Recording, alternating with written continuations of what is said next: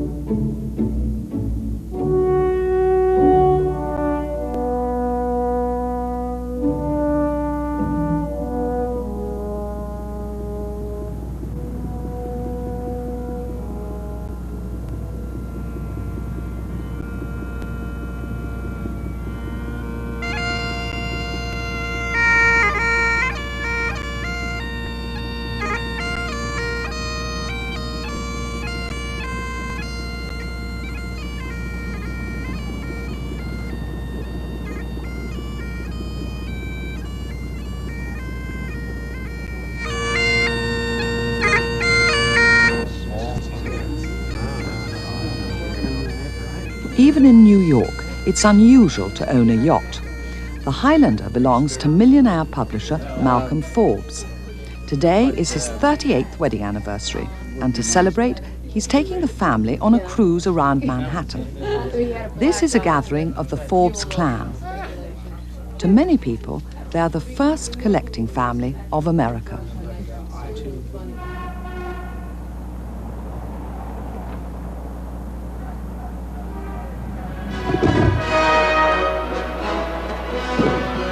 Another celebration, this time in France, where Malcolm Forbes owns the 17th century chateau of Balleroy in Normandy.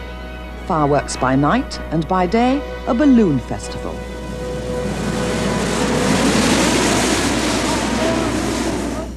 Malcolm Forbes is an addict.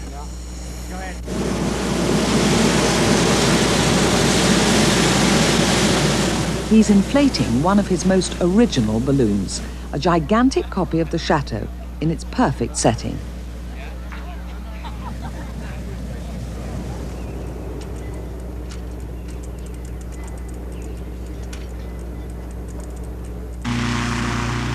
Each year, Malcolm Forbes shows off his latest creation. This was made in Bristol by Don Cameron, and it's the tallest balloon in the world.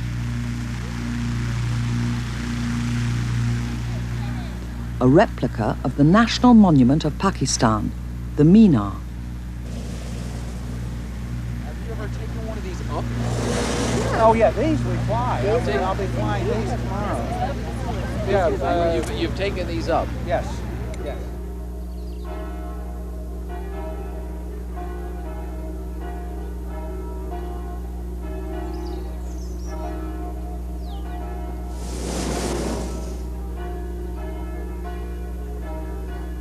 It's a Peter Pan sort of thing. It's what everybody thinks of doing. In hot air ballooning, you don't know where you're going. You don't get in a balloon to go anywhere. You get in a balloon to balloon. And where you go, only the wind knows, and it changes. He's ballooned all over the world, crossed America from coast to coast, looked down on Peking, the Khyber Pass, and the pyramids. He nearly killed himself trying to be the first man to balloon across the Atlantic.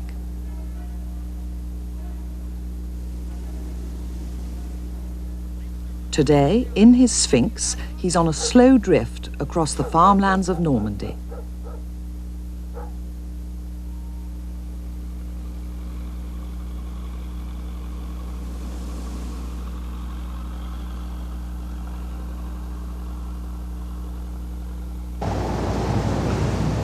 But New York is the heart of the Forbes empire, and number 65th Avenue, the headquarters of Forbes magazine. The chairman's desk is revealing, not the usual office equipment. Everything here is by the Russian jeweler Fabergé. The blotter with its Russian initials, the pen holder, card rack, and even the dish for paper clips. Malcolm Forbes likes to live with his collections. On the office wall, a painting by Peter Paul Rubens, Cupid, supplicating Jupiter.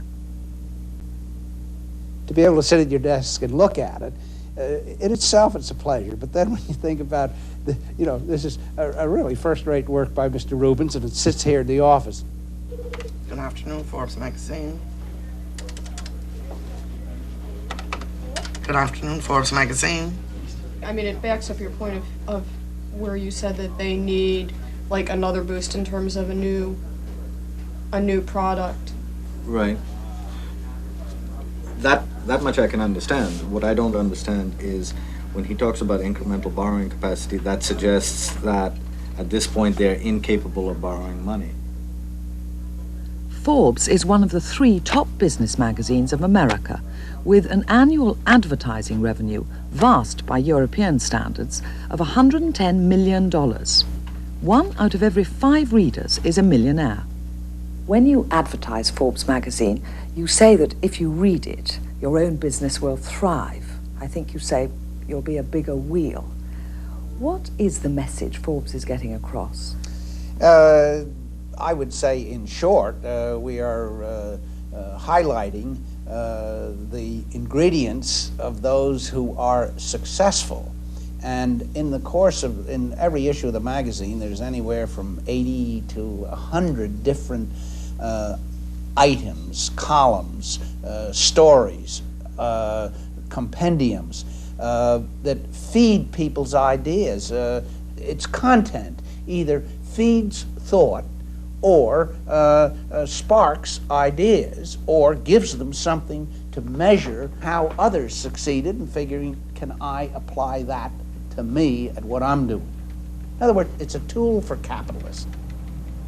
We are doing a report card. The biggest menace to free enterprisers and to capitalism is not its critics, it's those in it who fail at it. Home is only an hour from New York, deep in the Garden State of New Jersey. And if you didn't know who owned this country house, then, on the 2nd floor, the wall-to-wall photographs would soon tell you. What we've done ever since we were married is to frame the more outstanding pictures, bringing the baby home, the political excitement moments, just everything that's a memento. Instead of sticking it in an album or in an attic or in the garbage, we stuck it in frames.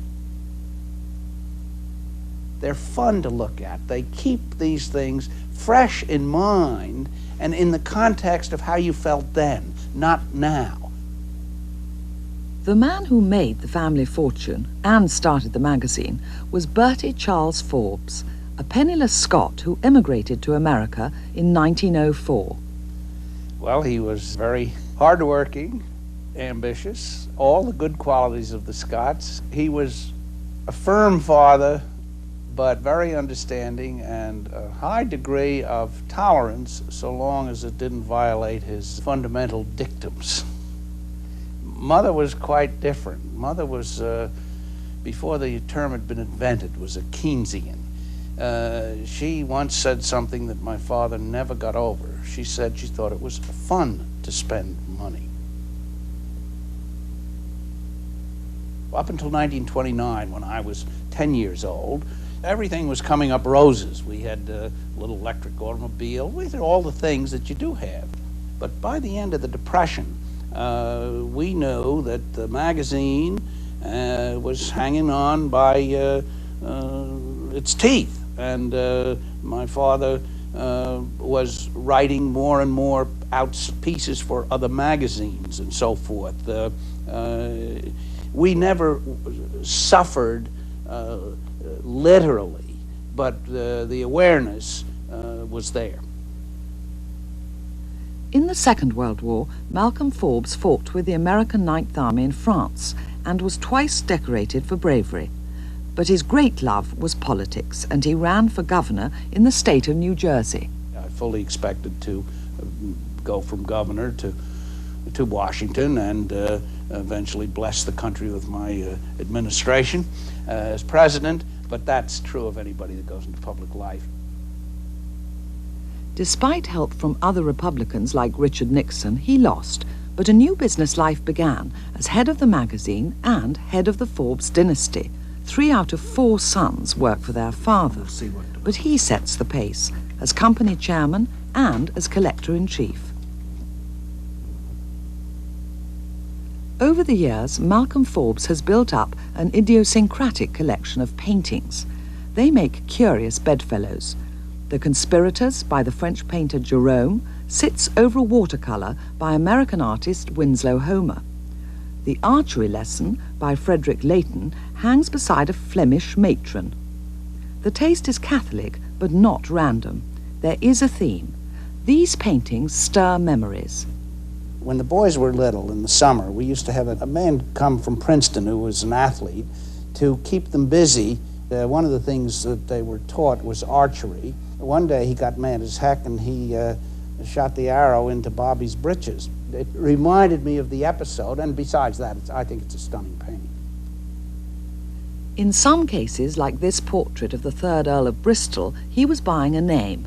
You know, Gainsborough is the epitome of the whole era, and Andrew Mellon's acquisition of a Gainsborough. I mean, you know, he's such a milestone, and I thought, gee, for about $5,000, I can have, you know, a Gainsborough hanging in the office. Anybody will look at it, and they'll figure, you know, people say to me, gee, is that somebody you know? They can't imagine why I would have it. And then they look and says Gainsborough, and I said, that's the only reason I have it. He has always liked the American realist school, and a favorite Western painter is James Balmer. Western art is now very popular in the United States. It's an in thing, and it's swept the country like tomato cans did in the Warhol Vogue. And most of them are, well, I think schlock is a mild term for it. Most of them are junk. But here, in my opinion, Balmer, just everyone he does, whether it's a youngster, an Indian, it has, it's powerful. It captures a person's essence.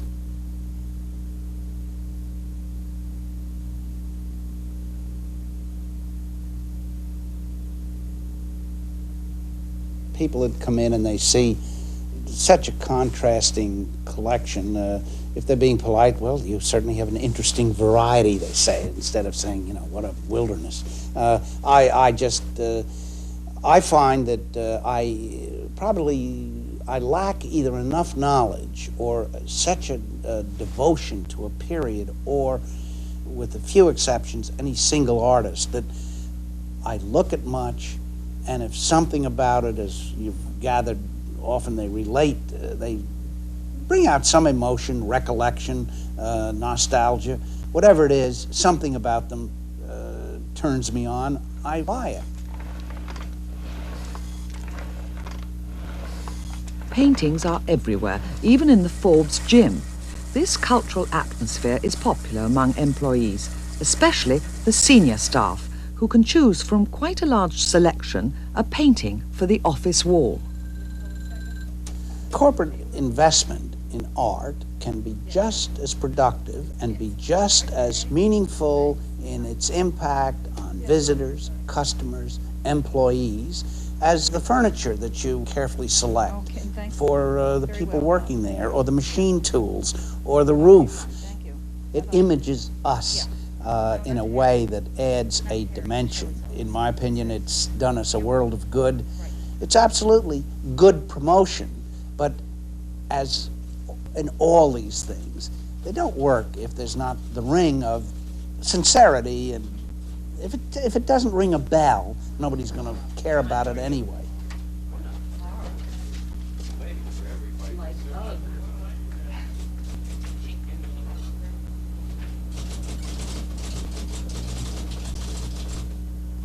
In our tax system, art is not depreciable. You can't buy it like a building. So this is coming out of after-tax dollars. This is capital investment. It's not a business deductible expense.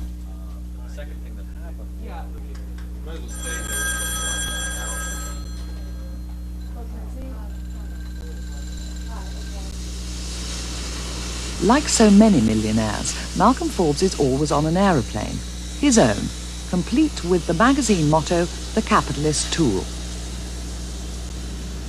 Even by American standards, a private Boeing 727 is exotic, but it is handy, waiting on the tarmac, engines fired, ready to take the chairman to any corner of his empire.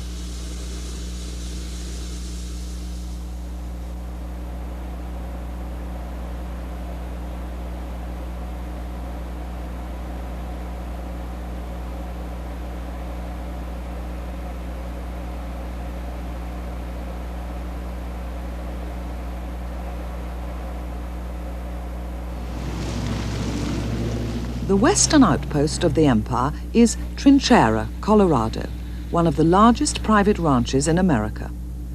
It's not just a holiday home. Malcolm Forbes has built up a thriving real estate business.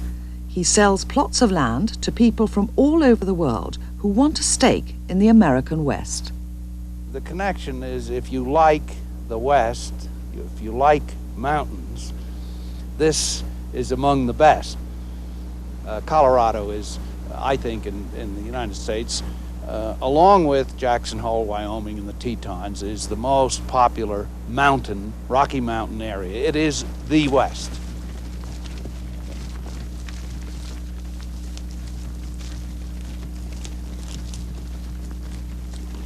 This one is about 350 square miles. It's 280,000 acres. It's contiguous. It's all together, which is unique in this country because they checkerboarded the country when they put the railroads through. But this was recognized as a Spanish land grant after the war we had with Mexico. So it was one contiguous piece, and it's a rarity here, and it also adds a great deal to the attraction of it.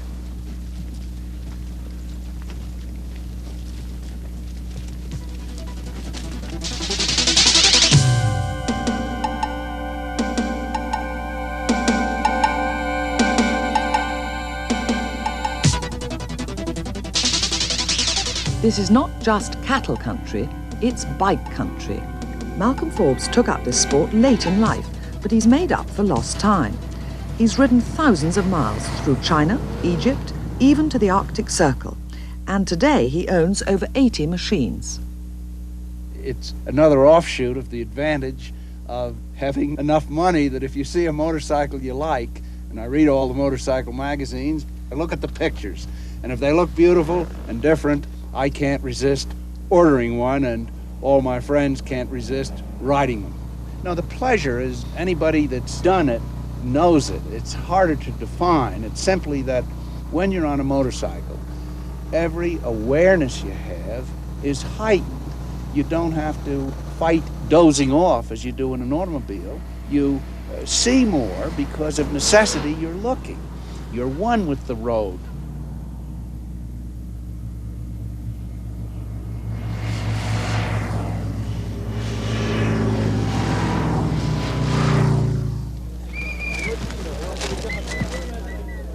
Another corner of the Forbes empire is in the teeming city of Tangier.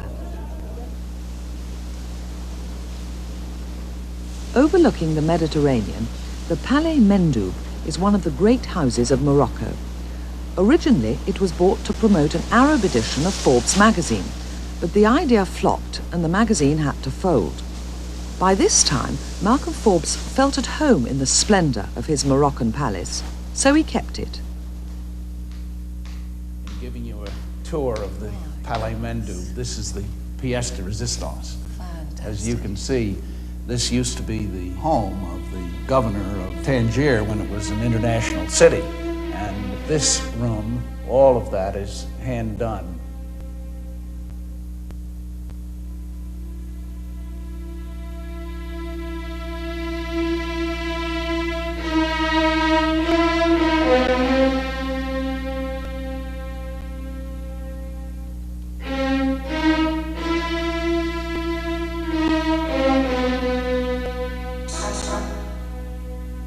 In the study, the paintings are by 19th century Europeans who fell in love with the East, the Orientalists.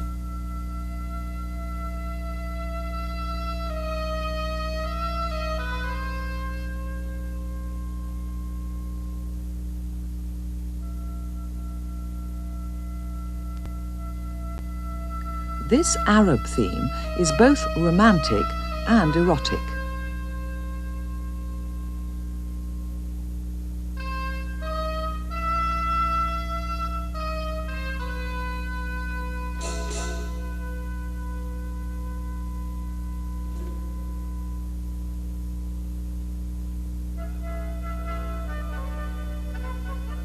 In the library, old maps show the disputed boundaries of Morocco.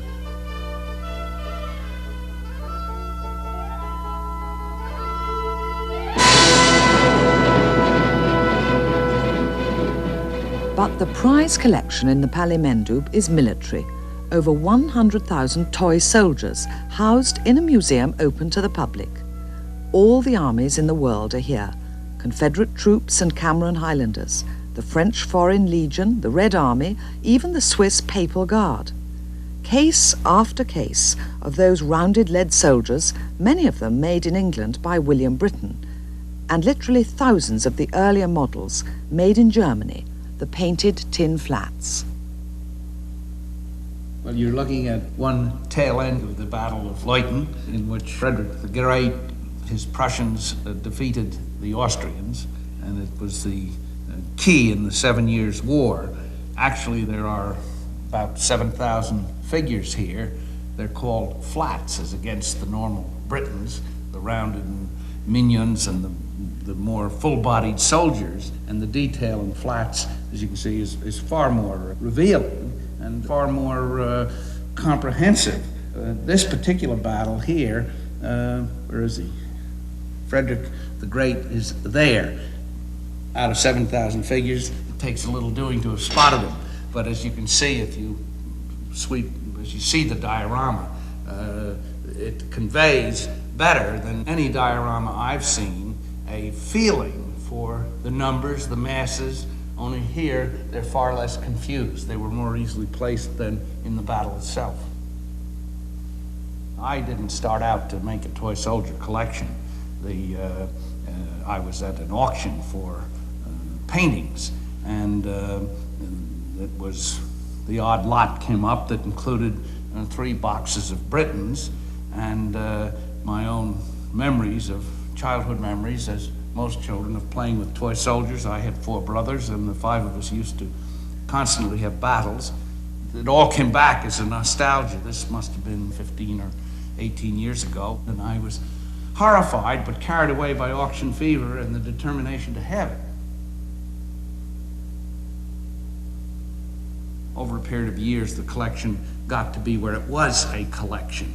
Then it needed focus, it needed a dimension, and that's when we brought in a curator and developed the dimensions that here in North Africa, where the collection is housed, to bring in the dimension of the victories in the Arab world instead of the reflection of the toys that we had bought as youngsters, where always the mother country was victorious in the far outposts of Africa. And I bought for a long period of time every Briton that showed Arab troops, so that we could convey a balance, if you will, that didn't exist in the real toy soldier world.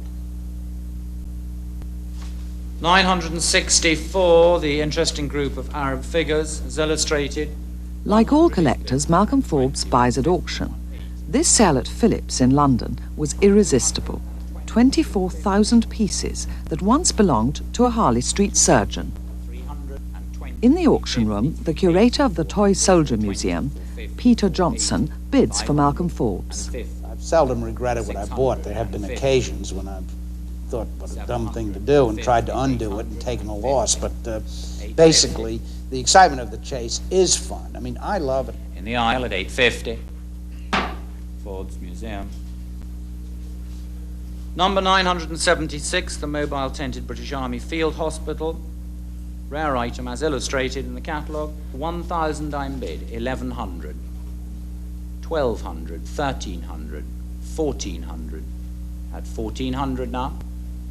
At 1,500, 1,600, 1,700, 1,800, 1,900, 2,000, 2,200, 2,400, 2,600, 2,800, 2,800. In front, selling for £2,800 now. Any advance at 2,800? Forbes Museum. Malcolm Forbes is meticulous about public relations, and every year he invites several hundred employees to a lunch in New Jersey. It's my second, but I hope the balloon comes up. The balloon is laid out, and there it's coming up. You said the magic word, and there it is. Last it's year ready. we couldn't do it. Okay. You're going to do it. You get a ride this year. On a tether. On a tether. How are you? Good. How are you? You This is Veterans Day, and everyone here has been with the company for at least 5 years. The family is on duty. This is Steve, the eldest son. There wasn't actually an engineer on the plane. His brother, Kip Forbes. Yeah, there were 3 people in there. There was no one that young. Another brother, Bobby. I think we all have 2 jobs here. One is working for Forbes, doing whatever job that is. The other one is being a Forbes. It's many things. It's being on stage, being ready to work a room at a party. It's protecting the family flanks. Get a jillion requests for things or for money or for this or for that. It's being in the press. It's being noticed. It's also being part of a strong family. It's also having a group that can get together and decide things as a family. After lunch, the highlight of the day, the chairman hands out the annual bonuses. Everyone gets a check. Jim covers the more exotic overseas territories for us in special sections. And, In this Bobby company, and Jim and I loyalties are hoping strong. our next But in motorcycle order to keep the trip magazine will be safe in Forbes' hands, the future must be carefully planned. And we now have a special balloon under construction. This is an elephant, and I hope it doesn't blow its You see it almost weekly in this country. Great old family businesses, the latest being Getty, disappear in family squabbles, and nobody has a controlling interest. This way, Steve has 51%. Everybody knows who'll be running the company. And there are 2 phone messages for you. He wants to come in tomorrow. Right. The 4 o'clock meeting for Board for International Broadcasting is canceled. I can figure out how to duck this one. The heir, Steve. He's a journalist of note, with several awards for his economic predictions. In the company, he holds the title of Deputy Editor-in-Chief, and like his father, he writes the editorials. And have you mentioned to Christie's about the Martins? Kip deals with advertising. At Princeton, he took first-class honors in the history of art, and he's the family art expert. Dear Larry, thanks for your inquiry about our Fiji island. Bobby was last to join the business. He handles the real estate. But when it comes to collecting, all the Forbeses feed off each other's ideas. If I see something that I think we ought to get, I'll ask Bobby or Kippy, what do you think? If it's expensive or we think it might get up in price, we'll go clear it with the chairman, my father, and if he approves, then we're off to the races. What method of persuasion do you use with your father when he's not too enthusiastic? You just simply try to point out what it was that turned you on and hope it has the same effect on him. Do you win in most cases? Oftentimes he will say, if you think it's important, get it, sort of shaking his head, disapproving, meaning you better feel genuinely that it is important, otherwise it's best to let it drop. I say to them now, I say, you know, it's your money you're spending. I've got enough to live the rest of my life, as my father used to say to me when I wanted to do something when I first came in the business. He'd say, well, if you want to spend the money on it, you know, I have enough money for me to live on the rest of my life. You're spending what's involved in your future. In London, overlooking the Thames, surrounded by high-rise buildings and half hidden from view, is one of the most discreet of the Forbes properties, Old Battersea House.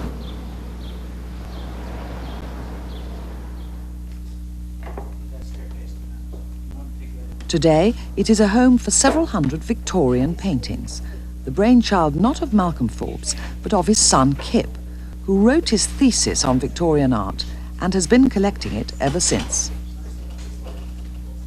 This was one of the first paintings we got. This was a bargain, literally by the square yard.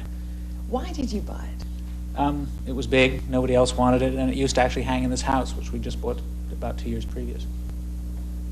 This is Mariamne, the wife of King Herod the Great, being led to her execution. her sister-in-law accused her of being unfaithful. That's the scheming sister-in-law sitting next to her brother. What appeals to you about this picture? Well, at the time it was the amount of picture for the price. In fact, it was less than the wallpaper, which is now much covered by it. And today, roughly how many times more would it be in value than what you paid for it? I think it would probably be cheaper to repaper the whole than buy the picture. Victorian artists were prolific and wildly imaginative, but Kip has set himself a guideline. He tries to buy paintings that were actually exhibited at the Royal Academy during the reign of Queen Victoria. A recent acquisition, which set a new world record, is an imposing painting by Victoria's favourite artist, Sir Edwin Landseer. Landseer had come to visit his lordship to paint his famous wild bulls. Things didn't go well. The bull charged, almost gored the gamekeeper. The gamekeeper was saved by the deerhound here, who also shot him. And so Landseer commemorated the occasion not by painting a live one, but a dead one. We were offered the painting, in 1969, and at the time I reluctantly concluded it was grossly overpriced, and I had a hard... What was the price?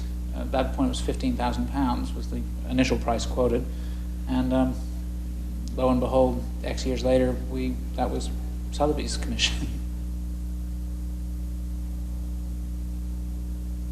My father had begun buying paintings, and he bought a painting by Monet of water lilies, and Monet did 400 water lilies, and this was not very high up on the pecking order, I don't think. And so I said to him with the great naive enthusiasm of somebody 19, well, for the price of this Monet, we could have the greatest collection of English 19th century paintings in North America. I was among the many that accounted for the fact that Victorian paintings had plummeted in value only because I shared the opinion. They looked like something that did belong on the calendar or the cover of a candy box. I thought they were really very storytelling and great art didn't often, in my mind, mix. So anyhow, I shared the popular opinion. So when he came and said he wanted to make a collection, and he I thought obligingly, rose to the challenge and said yes, and liked the idea of the collection perhaps better than any of its individual components. And so the Monet, the purchase price of the Monet was sort of the original budget for the collection. What was that price? Well, now it's appreciated as of these, but at that point it was a little over $100,000. Kip doesn't share his father's reservations about Victorian art. He likes the melodrama, the Gothic sentiment, and those crowded scenes of daily life laced with Victorian morality. Painters like Frith could tell a story much better than some of the others who painted similar genre pictures. I mean, it's just sort of hitting it just right, so the whole story is right there. This one's called For Better, For Worse, and he really has one of these cross-sections of Victorian life which he liked so much that you see all aspects of Victorian society. We had the big painting, and in doing my research on the provenance or history of it, we came across a review of a show in the 1960s, which included the oil sketch. So once again, we knew it existed, and happily for me, I didn't have to do much searching. About a year later, it came up in a sale. Very affordable example of Millet still at the height of his powers. The title of the picture is Trust Me. You can interpret it various different ways. People look at the picture and assume automatically that the man in the pink coat is her husband, not her father, and in which case I think she's asking for a lot more trust than she might be entitled to.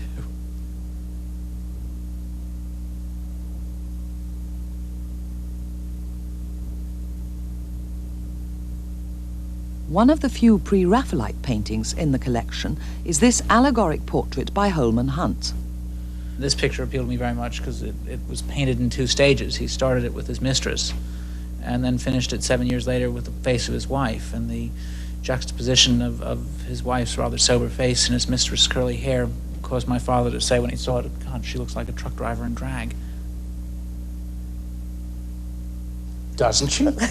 Indisputably. Indisputably. God.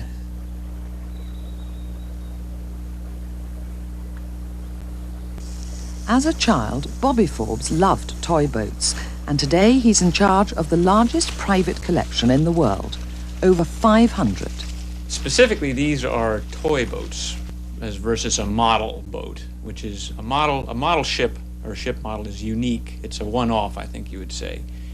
These, however, defined as toys, are manufactured, usually in great number, and meant to be played with. That's the key.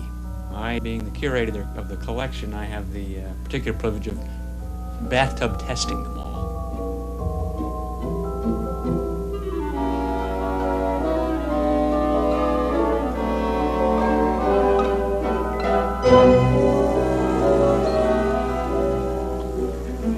For me, it doesn't have to be perfect. When I see something that's been in the box all its life, there's something, although desirable collectively about it, to me it's a little slightly perverse. Something that has some age to it, shows that it's been in the water.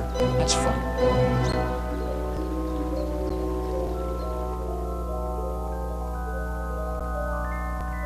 We've set the world record on boats and certainly for toys a couple of times. First it was with the Markham Weissenberg, great condition battleship.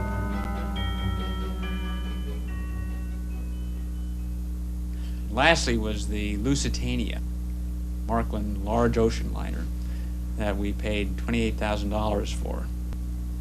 Was your father surprised at the price? He was surprised. He's never thrilled when he has to set a new world record. Did you go together at the auction? Did you check out with him your limit before you went? No, he took a look at the catalog picture, and I went up and checked it out myself and decided it was a must-get. So we got.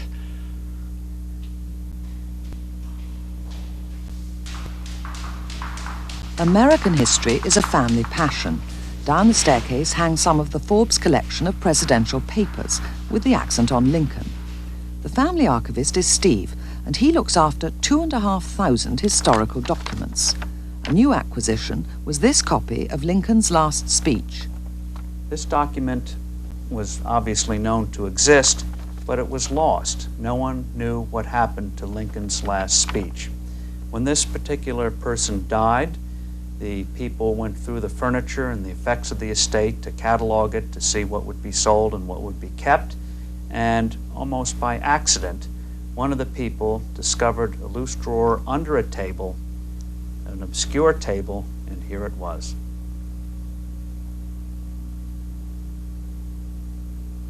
We've set records in the autograph field because I think they're infinitely underpriced for their unique value and how much better a portrait you get of a person than most of the pictures or paintings of them from what they write and how they've expressed themselves. There it is, their hand, their pen, they've drawn their picture. This is an official copy of the Versailles Treaty, the notorious, infamous Versailles Treaty, which brought officially to a close World War I, and which many historians think set the stage, because of its conditions, for the Second World War. You go through something like this and you see the articles, you see the maps that set out certain boundaries which broke up the Austro-Hungarian Empire, and when you read the history of how these boundaries were put together, where you had demographers in there trying to figure out who was in what area, what ethnic origins they were, somebody saying, oh, why don't we let the Romanians have that? Oh no, let's give something to the Italians, and moving boundaries around, affecting the lives of millions of people, done in a room, late at night, they're tired, oh, let's get it done with, and they draw a line across. It's all here.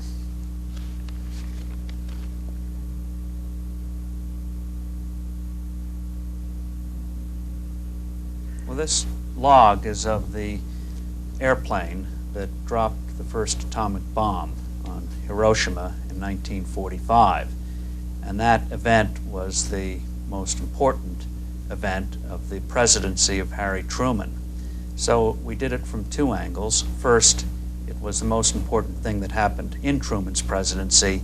And second, it was obviously of great historic importance. We live in a nuclear age. This started it back in early August of 1945. And probably the most haunting passage in this, it's in the handwriting of the captain of the aircraft in pencil,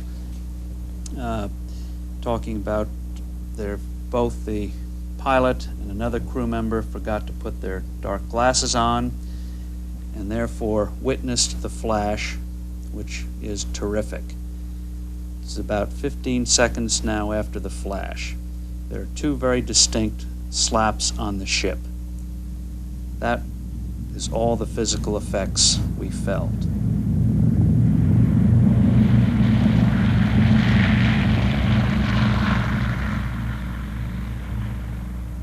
Just how many Japs did we kill?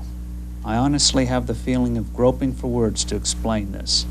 I might say, my God, what have we done? If I live 100 years, I'll never quite get these few minutes out of my mind.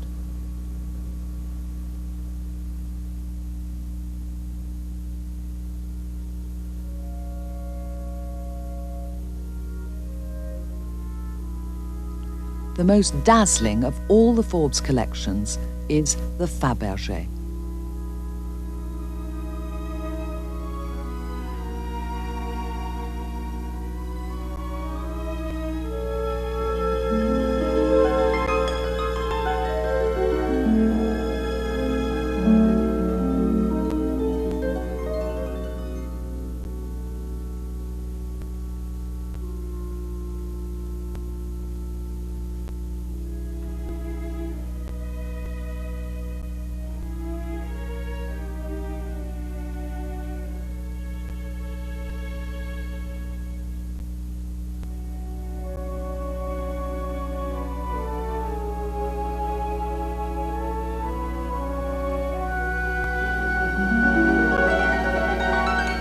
There are over 250 pieces, but the most exquisite are the imperial eggs. Each is worth over $1 million.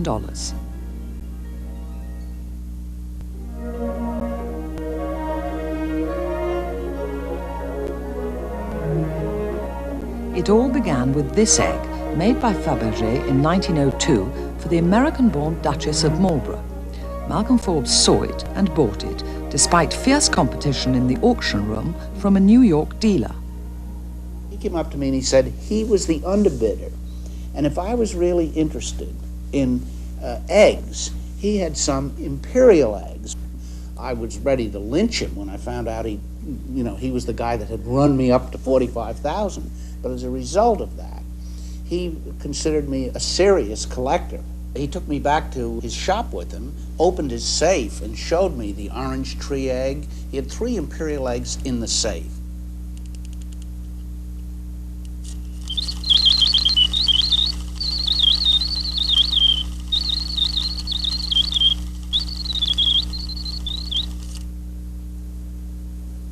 This, of all the imperial eggs, the 10 we have and all that I've seen, I like this the best because it's the 15th anniversary egg, and what it does is show the Tsar, the Tsarevich, the Tsarina, the 4 daughters. All the major events are so beautifully portrayed in miniatures. The enameling is extraordinary. That's the biggest diamond there, and it's of no great purity quality. There's nothing of intrinsic break-up value.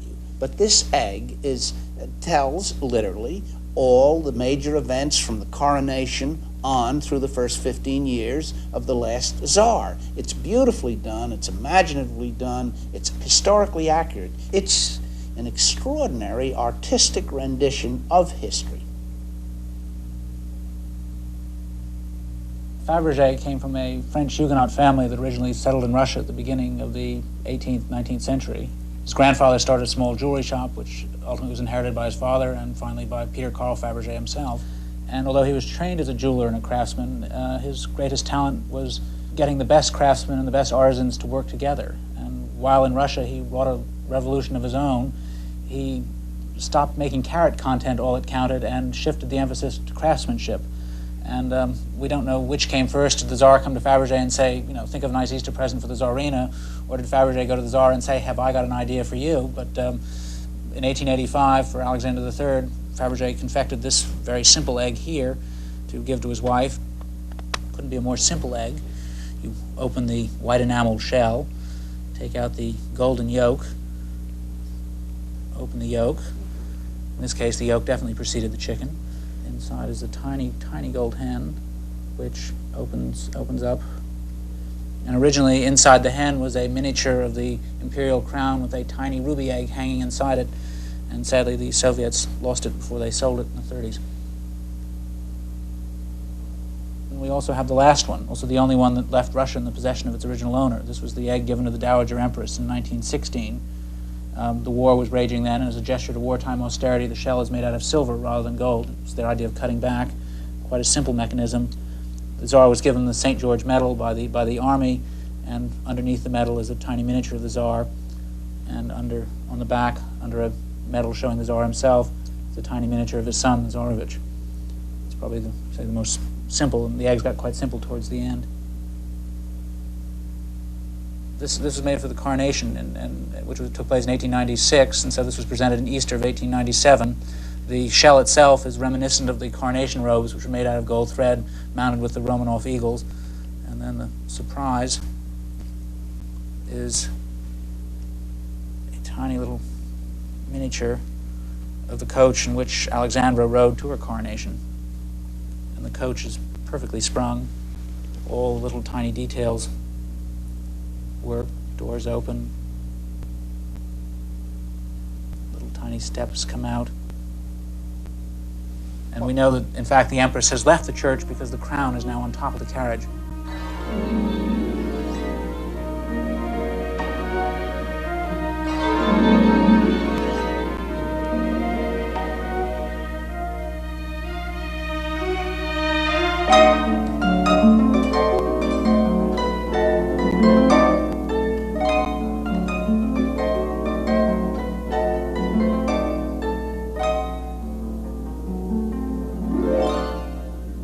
We have a bead on the ones that are around. We have a bead on them, but we don't have them in hand. We just know who we're waiting for, either to drop dead, go broke, or sell their egg. We keep indirectly in touch.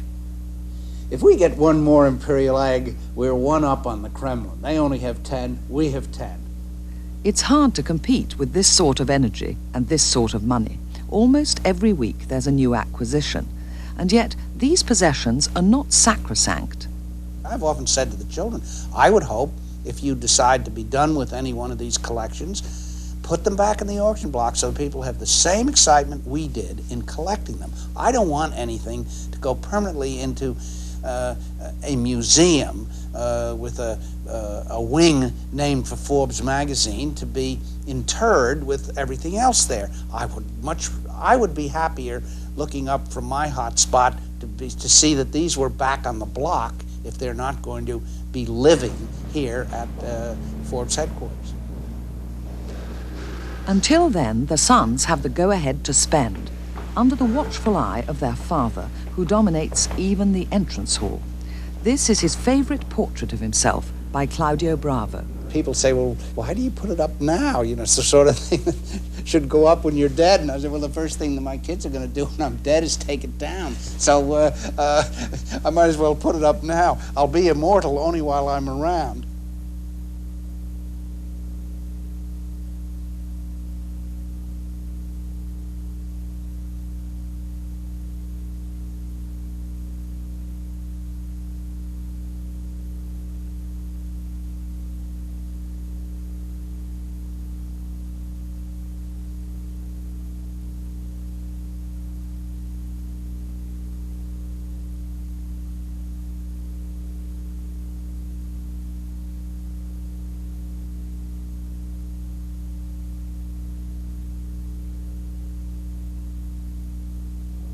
Well, 2 weeks ago, Malcolm Forbes purchased his 11th imperial egg at an auction in New York. He paid over $1.5 million for it and has now achieved his ambition of owning one more egg than the Kremlin.